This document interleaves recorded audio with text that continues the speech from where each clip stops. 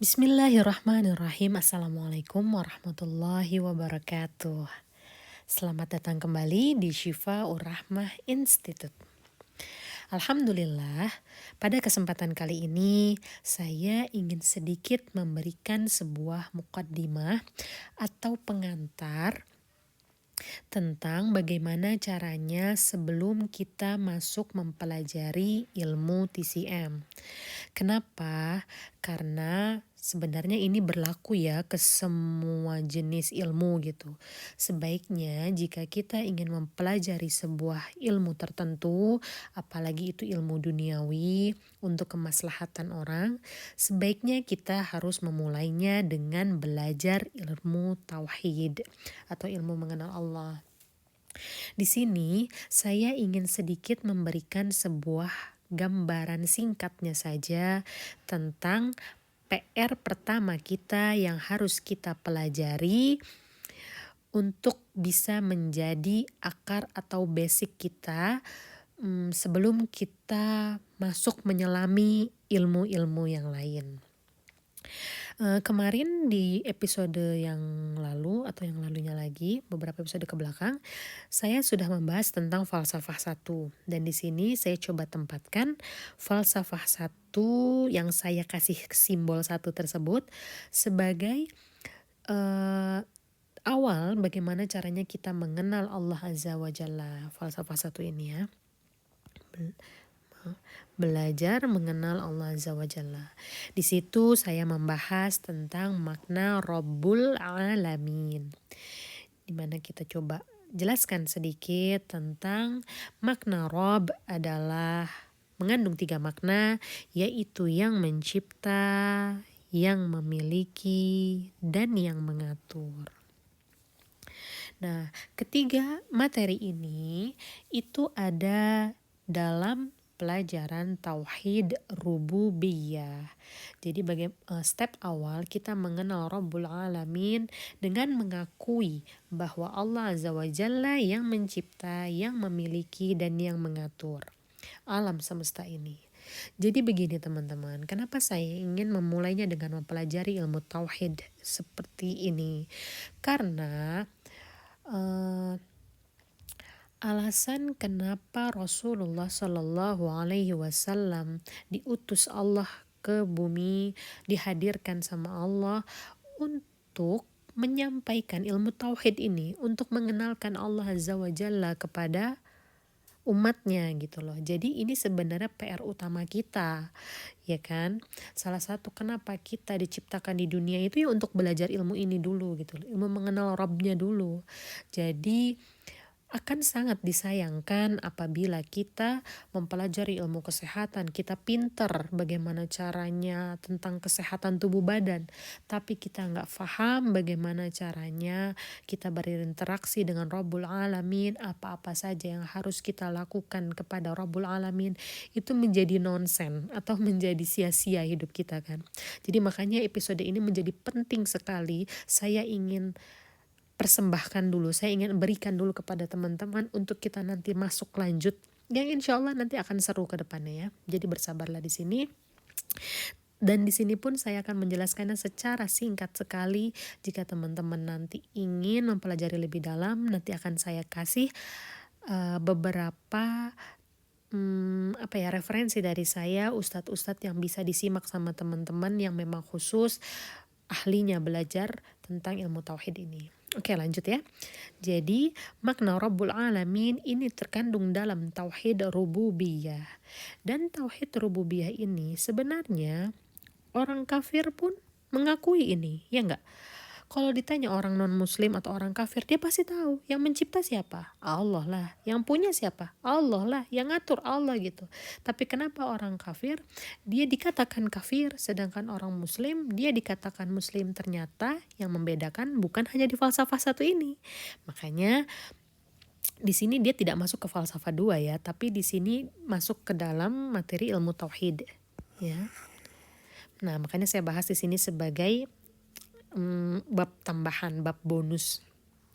Nah, namanya yang kedua adalah tauhid uluhiyah. Nah, tauhid uluhiyah inilah yang membedakan antara mukmin dan kafir. Di sini dia. Dia memang mengakui Allah yang nyiptain. Bahkan dia tahu lah, iyalah yang bikin langit Allah, yang bikin bumi Allah, yang bikin saya Allah. Tapi yang jadi masalah, kenapa dia dikatakan kafir? Karena dia tidak beribadah kepada Allah. Maksudnya apa nih tauhid uluhiyah? Tauhid uluhiyah adalah mempersembahkan segala bentuk ibadah hanya untuk Allah. Nah, di sini penekanannya adalah di ibadah. Makanya saya akan jelaskan sedikit tentang sebenarnya apa sih nih makna ibadah ini. Coba teman-teman yang mungkin sudah lama melakukan ibadah ya, bisa nggak jelasin dideskripsiin dalam satu kata. Kira-kira ibadah itu apa sih? Dor, apa coba? Supaya kenapa kita harus paham secara singkat ya pemahaman ini. Maksudnya kira-kira definisi secara singkatnya gimana, supaya semakin kita memahaminya secara sederhana, maka kita akan semakin mudah untuk mengamalkannya. Maaf, aku mau wajib dulu, maaf ya. Jadi kalau kita nggak bisa mendeskripsikannya dalam satu kata, itu bisa jadi kita akan susah. Selama ini kita ibadah tuh apa ya gitu. Ya pokoknya ibadah tuh ya menyembah Allah. Ya nyembah tuh maksudnya gimana gitu. Oke lah, kita langsung jelasin sedikit aja ya. Saya kasih penjelasan. Jadi ibadah itu kata kuncinya sebenarnya artinya itu adalah hina. Lah, ibadah kok hina sih? Sebentar, saya jelasin ya. Jadi ibadah adalah perasaan merasa diri hina di hadapan Allah Azza wa Jalla. Jadi sebenarnya simbol ibadah adalah perasaan merasa diri hina di hadapan Allah Azza wa Jalla. Nah, makanya kenapa kalau ada seseorang yang dia tidak mau melakukan ibadah, berarti pada saat itu dia sedang merasa diri bisa, mampu, ataupun tidak butuh kepada Allah. Jadi dia merasa diri lebih baik atau merasa diri tidak hina kepada Allah. Coba saya kasih gambaran contoh ya teman-teman. Misalnya ada seseorang pada saat dia sholat ya. Kira-kira kapan seseorang bisa menikmati sholatnya dengan khusyuk atau dengan nikmat? Pada saat dia takbiratul ihram, dia sampai menangis, terseduh-seduh, atau pada saat dia sujud dia betul-betul merasakan tersungkur. Kapan? Pada saat dia merasa diri hina, pada saat dia merasa diri gak bisa, pada saat dia merasa diri gak mampu, pada saat dia merasa diri butuh kepada Allah. Makanya kenapa di sini kita sebagai seorang muslim yang pertama harus kita benahi ibadah itu adalah kita harus menghadirkan perasaan diri hina. Makanya saya paling suka dengan kata-kata from hero to zero. Maksudnya apa? Kita harus belajar di saat kita memperbaiki ibadah kita harus belajar dari merasa diri hero menuju ke merasa diri zero. Bukan kebalikan, dari merasa diri zero lalu menjadi hero, gitu ya. Selanjutnya, berarti kunci bisa beribadah adalah hadirkan perasaan diri hina dan butuh dengan Allah Azza wa Jalla. Ini tauhid uluhiyah. Selanjutnya, saya ingin sedikit menjabarkan nih, ini tentang 3 derajat keimanan seseorang, 3 derajat level ya seorang mukmin. Jadi yang pertama itu adalah Islam, yang kedua adalah iman, yang ketiga adalah ihsan. Ini di sini saya tidak menjelaskan secara detail ya. Jadi mungkin teman-teman kalau mau jauh lebih detail silahkan nanti dengarkan kajian Ustadz yang lebih khusus lagi. Di sini saya hanya menjabarkan secara singkatnya saja. Jadi ada 3 derajat teman-teman. Islam, coba kalau ditanya, ini kita wawasan singkat ya. Islam tuh apa sih? Kalau ditanya, agama kamu apa? Islam. Islam tuh apa sih? Yang membedakan Islam atau bukan Islam tuh apa sih? Ya, Muslim tuh apa sih? Bisa gak dideskripsikan dalam satu kata aja? Islam itu Oke, kita langsung aja ya. Islam itu artinya menyerah. Jadi kalau ada yang nanya, Bunda Islam itu apa sih? Islam itu artinya menyerah, nak. Maksudnya apa menyerah? Jadi kalau kamu, kan di sini hidup itu pilihan ya. Kamu mau masuk Islam atau enggak? Nah, seseorang yang sudah mengazamkan dirinya masuk Islam, maksudnya berarti dia adalah mau menyerah. Maksudnya menyerah seperti apa? Nah, di saat kamu masuk Islam, berarti kan kamu menjadi Muslim. Muslim itu artinya adalah manusia yang menyerah pada aturan Allah Ta'ala. Nah, jadi pada saat dia memang sudah berkomitmen untuk menjadi seorang mukmin Muslim, berarti dia orang yang menyerah. Makanya lawannya adalah kafir. Tuh, kafir itu dari kufur, kafaro, artinya menolak. Maksudnya apa? Kalau dia menjadi orang kafir berarti dia memang tidak mau menerima aturan Allah. Misalnya kalau ada orang di dalam Islam ini kan banyak aturan-aturannya. Kamu harus ini, kamu harus ini. Di saat dia menolak, berarti dia kufur, berarti dia kafir. Dia menolak aturan-aturan Allah tersebut. Selanjutnya iman. Iman itu artinya percaya, atau kalau bahasa yang lebih spesifiknya lagi itu maksudnya adalah yakin, betul-betul sampai level yakin. Dan ini levelnya di dalam hati ya. Jadi maksudnya mukmin adalah manusia yang yakin atau percaya kepada kebesaran Allah dan segala perbuatannya. Percaya di sini dengan apa yang terlihat maupun yang tak terlihat. Jadi semua perbuatan Allah yang tak terlihat pun mereka percaya, mereka yakin, berarti sudah ada iman di dalam hati mereka. Ihsan itu apa? Ihsan itu dari kata ahsan yang artinya yang terbaik. Muhsin berarti adalah manusia yang terbaik. Tapi di sini penjabarannya yang terbaik itu yang seperti apa? Yang terbaik adalah yang bisa mengamalkan satu, keislaman yang dalam hal ini ibadah fisik, dan juga keimanan yang dalam hal ini ibadah hati, dan mereka bisa mengkombinasikannya sehingga terwujudlah kualitas ibadah terbaik. Jadi yang mengkombinasikan ibadah fisik dan ibadah hati ini. Yang gambarannya, nah ini ada penjabarannya di salah satu hadis Nabi SAW yang bahasanya adalah engkau beribadah kepada Allah seolah-olah engkau melihatnya. Maka jika engkau tidak melihatnya, sesungguhnya Allah melihatmu. Jadi di sini kualitas ibadah yang betul-betul pada saat dia beribadah, dia lakukan ibadah fisiknya dengan baik dan dia hadirkan ibadah hatinya seakan-akan Allah melihatnya. Masya Allah, begitu ya teman-teman ya. Selanjutnya, di sini saya ingin menjabarkan sedikit, ternyata ada banyak poin. Di sini saya jabarin ada sekitar 15 poinnya ya. 15 poin tentang apa? Tentang macam-macam ibadah.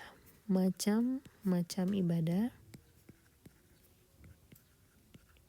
Jadi bukan hanya sekedar sholat, zakat, puasa. Kalau yang tadi sholat, zakat, puasa itu adanya di sini teman-teman. Di tadi tuh. Nih di ibadah sebagai seorang muslim ya.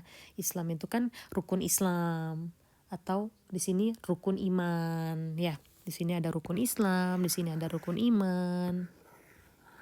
Nah, ini dia masuk ke derajat yang ini. Tapi kalau di sini adalah macam-macam ibadah, beda lagi. Macam-macam ibadah yang hanya boleh dipersembahkan untuk Allah. Makanya kenapa kalau misalnya dipersembahkan kepada selain Allah, ini di sini akan terjatuh syirik. Nah, syirik tuh di sini ya. Atau menyekutukan Allah, atau menduakan Allah, mencari pengganti atau penandingnya Allah. Nah, di sini makanya ini sebagai PR banget, kita harus hati-hati. Kalau kita bisa paham ini, mudah-mudahan ini menjadi koridor kita supaya kita tidak terjerumus ke jalur yang salah pada saat kita mempelajari ilmu-ilmu dunia lainnya. Yang pertama, ini sekilas saja, kalau teman-teman mau lebih dalam tinggal kita dengerin ustadznya ya, link ustadznya. Yang pertama adalah doa. Doa ini artinya meminta. Makanya dalam hal meminta kita harus dipersembahkan hanya untuk Allah Azza wa Jalla. Terutama doa atau meminta. Meminta di sini konteksnya terutama yang memang sekiranya manusia tidak bisa melakukan. Misalnya meminta hal-hal yang tidak bisa manusia lakukan lah ya, itu harus dipersembahkan hanya untuk Allah. Jangan sampai kita meminta misalnya kepada orang yang sudah mati, itu jatuhnya jadi syirik. Atau meminta yang kita menggandakan rezeki yang kayak gitu-gitu. Jadi sesuatu hal itu harus sebaiknya kita berdoa atau meminta hanya kepada Allah Azza wa Jalla. Yang kedua, mahabbah atau cinta. Kita harus memberikan cinta yang murni hanya kepada Allah Azza wa Jalla. Sekalipun kita mencintai manusia, landaskan itu karena Allah. Karena jika tidak, cinta ini bisa menggelincirkan kita menjadi syirik seperti itu. Yang ketiga, khauf. Khauf ini takut. Kita diharapkan hanya takut kepada Allah Azza wa Jalla dan tidak takut kepada hal-hal yang lainnya yang sifatnya tidak lazim ya. Selanjutnya ada roja. Roja itu harap. Berikanlah harapan kita hanya kepada Allah Azza wa Jalla. Kalau kita berharap kepada selain Allah, misalnya kepada manusia, nah siap-siaplah kita akan terima sakit hatinya. Oke ya. Selanjutnya yang kelima, tawakal. Tawakal ini menyandarkan hati. Kita harus betul-betul bertawakal atau menyandarkan hati kita kepada Allah aja. Gak boleh kita kasih ke orang lain, misalnya hanya bertawakal kepada suami, menyandarkan hati. Misalnya gini, di saat suami ada kita dapat penghasilan. Kalau misalnya suaminya misalnya meninggal, nanti saya dapat uang dari mana? Nanti saya hidupnya bagaimana? Berarti saat itu kita sedang bertawakal kepada suami kita, bukan kepada Allah Azza wa Jalla. Di sini kita harus luruskan hanya menyandarkan hati kita kepada Allah. Yang keenam itu adalah raghbah. Yang ketujuh adalah rahbah. Jadi raghbah itu adalah sesuatu hal yang membuat kita termotivasi, yang membuat kita menjadi mendekat atau tergerak untuk melakukan tersebut. Nah, motivasi kita harus diberikan kepada Allah Azza wa Jalla saja. Selanjutnya rahbah itu ketakutan yang membuahkan hasil.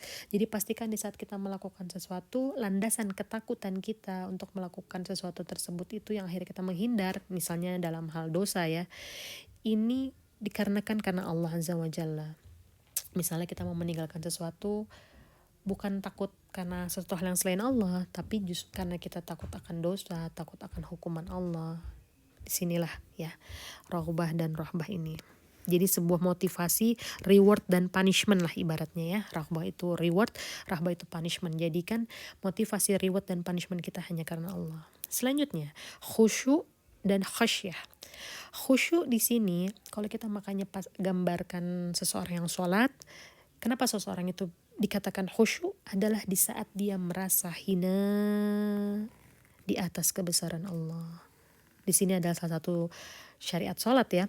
Kenapa pada saat sholat itu kita harus, kata yang pertama diucapkan pada saat takbiratul ihram adalah Allahu Akbar. Itu adalah kata kunci di mana kita harus besarkanlah Allah di hatimu. Dengan kita membesarkan Allah di hati kita, maka kita akan merasa diri hina dan kecil. Disitulah letak awal mula muncul khusyuk kita. Lalu yang 9, khosyah itu adalah rasa takut. Yang membedakan antara khosyah dan khauf adalah sama-sama takut, tapi kalau khauf takut yang tidak membuat kita tergerak. Rahbah, ketakutan yang membuat kita tergerak menjadi lari atau menghindari. Sedangkan khosyah adalah takut yang berasal dari keilmuan yang mendalam. Jadi ini level terbaiknya lah ya. Rasa takut dari para ahli-ahli ilmu yang karena ilmu tersebut akhirnya memunculkan rasa takut. Ini derajat takut terbaik khasyah nih. Dan itu harus kita landaskan berdasarkan alasannya Allah Azza wa Jalla. Yang ke-10, inabah, artinya kembali kepada jalan Allah. Kita harus kembali hanya kepada jalan Allah, bukan kembali ke jalan yang lain. Isti'anah, meminta pertolongan atau bantuan. Pastikan kita minta pertolongan pertama, kita minta bantuan pertama kita kepada Allah Azza wa Jalla, jangan kepada hal yang lain. Isti'azah, meminta perlindungan. Pastikan kita pun meminta perlindungan pertama kepada Allah Azza wa Jalla. Istighasah, meminta pertolongan di saat sulit ya. banyak kan ini kita di saat kekeringan apa pastikan hanya meminta kepada Allah Azza wa Jalla, tidak kepada yang lain. Yang 14 adalah dzab atau penyembelihan. Nah, makanya kenapa di saat kita menyembelih yang kita persembahkan itu adalah bukan dagingnya, bukan darahnya, tapi niat kitanya. Pastikan kita niat penyembelihan itu hanya diperuntukkan untuk Allah Azza wa Jalla. Yang ke-15 adalah nazar. Terkadang kita melakukan nazar ya. Nazar itu apa sih? Nazar ini artinya mewajibkan kepada diri sesuatu yang tidak Allah wajibkan. Misalnya saya bernazar, kalau gitu saya mendapatkan ini, saya ingin melakukan ini. Sebenarnya Allah tidak mewajibkan itu, tapi karena kita bernazar melakukan sebuah janji kepada Allah untuk melakukan sesuatu, maka itu menjadi hutang yang harus dilunasi. Dan pastikan ini salah satu contoh bentuk-bentuk macam-macam ibadah yang harus kita pahami sebenarnya ya. Mungkin kita di sekolah gak belajar ini, tapi saya sarankan mulai hari ini kita mulai mencari-cari tahu tentang ilmunya, tentang macam-macam ibadah yang hanya boleh dipersembahkan untuk Allah Azza wa Jalla. Selanjutnya yang ketiga ada tauhid asma wa sifat. Jadi teman-teman dapat PR lagi nih kita. Pelajarilah 99 asmaul husna sebagai pondasi kebahagiaan dan pintu dari segala kebaikan. Saya nggak bisa menjelaskan detail 99 asmaul husnanya di sini ya. Mudah-mudahan setelah ini kita pun menjadi PR kita untuk mempelajari itu selain kita mempelajari ilmu kesehatan di channel ini. Kenapa? Karena siapa? Nih saya kasih kelihatan petik ya. Siapa yang mengenal Allah Azza wa Jalla dengan benar, maka ia akan mengenal segala sesuatu selain Allah. Sebaliknya, siapa yang tidak mengenal Allah Azza wa Jalla dengan baik, sesungguhnya ia sama sekali tidak mengetahui tentang apapun. Masya Allah, Allahu Akbar. Makanya kenapa pentingnya kita harus mengenal Allah terlebih dahulu ya. Dan mudah-mudahan belajar di Shifa'ur Rahmah Institute ini adalah salah satu cara atau langkah konkret kita untuk belajar mengenal Allah Azza wa Jalla. Kita di sini akan membangun kepekaan, membangun sensitivitas akan segala perbuatan Allah Azza wa Jalla pada hidup kita dan lingkungan sekitar kita. Oke, segitu dulu materi saya. Insya Allah jika ingin mendalami tentang ilmu tauhid akan saya berikan linknya pada deskripsi di video ini.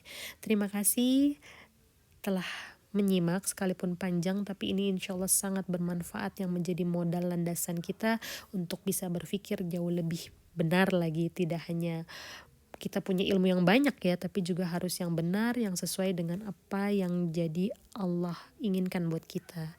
Terima kasih. Alhamdulillahirrahmanirrahim. Assalamualaikum warahmatullahi wabarakatuh.